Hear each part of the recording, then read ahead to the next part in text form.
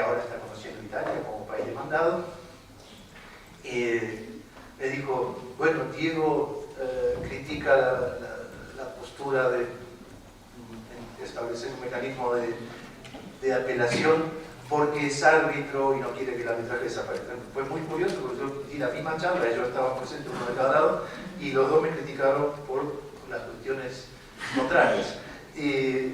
Digamos que ninguna de las dos era acertada, porque yo en ningún momento manifesté ni que estaba de acuerdo con una de las posturas, simplemente como quiero hacer hoy, las puse sobre la mesa. Entonces, más o menos esto es lo que les voy a plantear. Primero unas nociones generales que la mayoría de los que están aquí conocen bien, pero como hay estudiantes y otras personas que posiblemente no están a refrescarlas. Después algunos elementos de la práctica arbitral. Seguidamente, cuáles son, lo voy a plantear porque de eso se va a discutir después, cuáles son los argumentos en favor y en contra de establecer un mecanismo de apelaciones. Y después las posibles alternativas que se están manejando en ese sentido. Una cosa es decidir que haya un mecanismo de apelaciones y después, bueno, cómo se hace ese mecanismo de apelaciones. Y si hay tiempo, voy a decir un par de conclusiones. Entonces, la primera cuestión, muy general, y por eso pido disculpas a todos los especialistas que están presentes por decir cosas que son muy obvias. Hay un principio que se sigue manteniendo como esencial en el arbitraje, que es el principio de finalidad, entendido como que los laudos son finales. Dicho de otra manera, la tradición de esta figura del arbitraje, particularmente del arbitraje internacional, es que el arbitraje se ofrece como un mecanismo de una sola instancia, de un solo disparo. Y las partes que pactan ir al arbitraje lo saben. Y entre las cosas que aprecian del arbitraje es que se termina ahí, que hay un arbitraje, se constituye el tribunal arbitral, se pasa por diferentes fases del procedimiento, se llega al laudo y el laudo es obligatorio para las partes y es ejecutado. Y ahí se acabó. Esa es la figura tradicional del arbitraje internacional. En algunos países incluso cualquier mención de una posible anulación en la cláusula o otro acuerdo de las partes se toma por no escrito, o sea, ni siquiera se le presta atención, es nulo de pleno derecho. Esto, digo, en algunos países no es así, pero la noción generalmente aceptada, ampliamente aceptada en el derecho comparado, es el arbitraje de una sola instancia. Sin embargo, todos sabemos que hay una posibilidad de revisión, ¿vale? Varias posibilidades de revisión. No voy a agotar todas las posibilidades que hay en el derecho comparado, no estamos en una clase de arbitraje, pero básicamente existe la posibilidad de que un laudo no sea ejecutado, ya sea en los casos de arbitraje de inversiones que no van al CIADI, que son, como sabemos, según las últimas estadísticas de la UNTA, alrededor de un 35% en los casos de arbitraje de inversión que no van al CIADI. En esos casos hay, lógicamente, el recurso de apelación, si no ha sido renunciado, en los países que se puede renunciar, ante los tribunales locales, y puede haber también la posibilidad de dejar sin efecto un laudo, de impedir los efectos de un laudo en un país en el procedimiento de S4 cuando se pide la ejecución.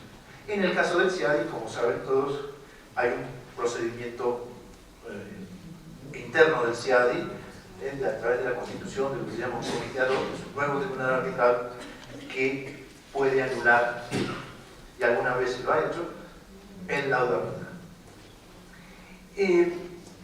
La segunda constatación así objetiva, muy rápida, muy general, es que la potestad que tienen tanto los comités de anulación del CIADI como los tribunales nacionales, aunque en el caso de los tribunales nacionales es mucho más variado, hay la jurisprudencia lógicamente es mucho más variada, pero en cualquier caso, en uno y otro caso, como veremos enseguida, es muy limitada, porque las posibilidades de anulación se refiere a una serie de causales tasadas, serie de causales limitadas, que además en algunos casos están adornadas por adverbios, ¿no?, que lo hacen todavía más difícil, porque se dice expresamente, o ¿no?, se tiende a buscar reforzar esa causa, ¿no? Digamos, que solamente pueda darse si la falla en el laudo, si el defecto del laudo es de cierta importancia o es grave, como se menciona en otros. Y esto que digamos, aquí podría terminar la intervención, porque ¿qué es lo que sucede? Lo que sucede es que muchos laudos, y me refiero al arbitraje de inversiones, pero podría esto aplicarse a otros ámbitos, quedan sin revisión, a pesar de que las personas que tienen a su cargo, sean los miembros del Comité de Anulación del CIADI o las personas que tienen a su cargo la revisión en un tribunal estatal, vean que el laudo es, por decirlo así como ahí hablamos coloquialmente, es malo. Entonces decimos, es muy malo, es pésimo.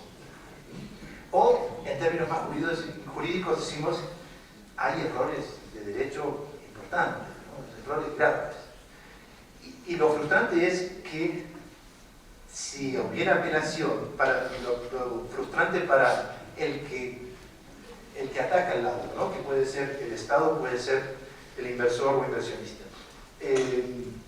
Lo frustrante es que automáticamente uno piensa, si hubiera apelación, un segundo tribunal formado por otra gente más preparada o que pudiera convencer con los mismos argumentos, tendría muchas chances de dar vuelta a este lado.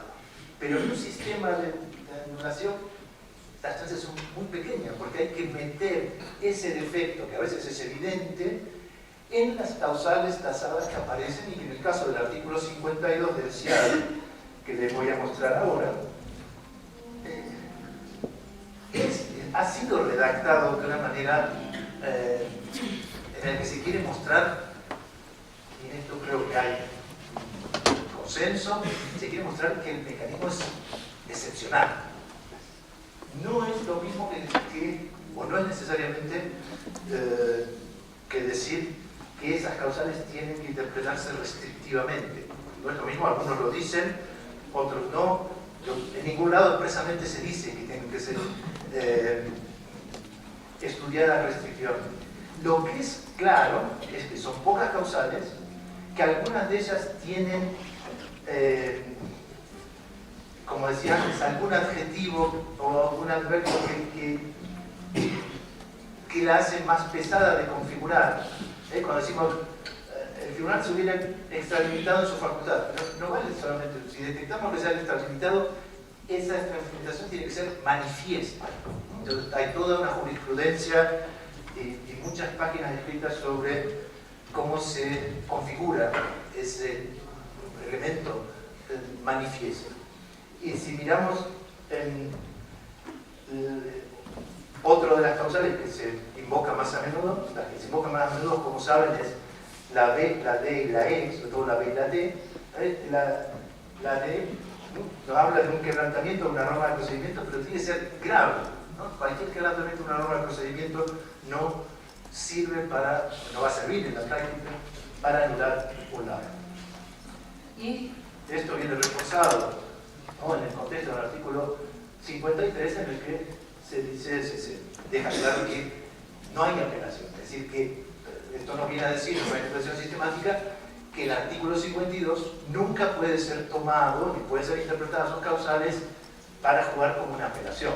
Y algunos comités de apelación del CIADI han sido criticados precisamente por, a juicio de algunos observadores, haber incurrido en pasar esa frontera, ¿no?, o en incurrir ahí en el límite de esa frontera, actuando más como órganos de apelación que como órganos de anulación. Si vamos al 35% no CIADI,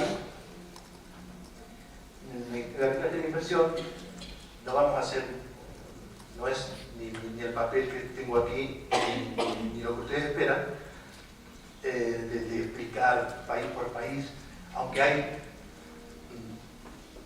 bastantes distinciones que podríamos hacer en la jurisprudencia de distintos países, pero yo creo que si tomamos como parámetro la ley modelo de la Comisión de Naciones Unidas para el Derecho Mercantil Internacional, (UNMIO), conocida con la sigla en inglés de UNCITRAL, y el artículo 5 de la Convención de Nueva York, más o menos, es un poco más laxo tal vez, pero más o menos podemos llegar a la idea de que las posibilidades de oposición al laudo también son restringidas. Esto es bastante objetivo.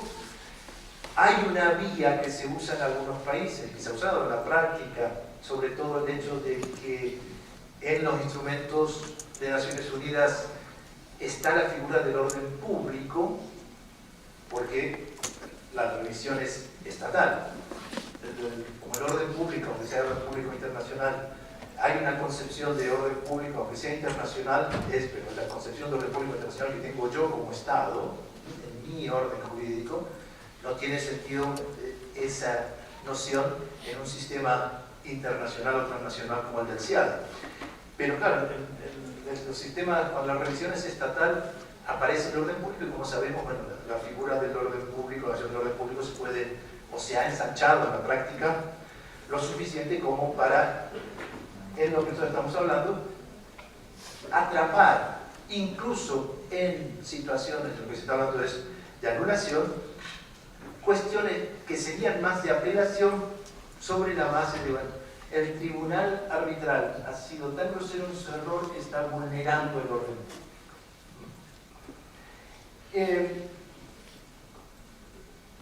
Yo represento ahí este procedimiento de anulación como un escáner y por el que hay que pasar. Nosotros tenemos en el sistema del CIADI el número de casos de laudos que se someten a anulación es muy elevado, es decir, no voy a decir sistemático, pero es un número elevado de casos del que se llevan a anulación, es decir, es una práctica bastante común. Y lo que vemos en el sistema actual es que de ningún modo, o de una forma muy difícil en el sistema actual,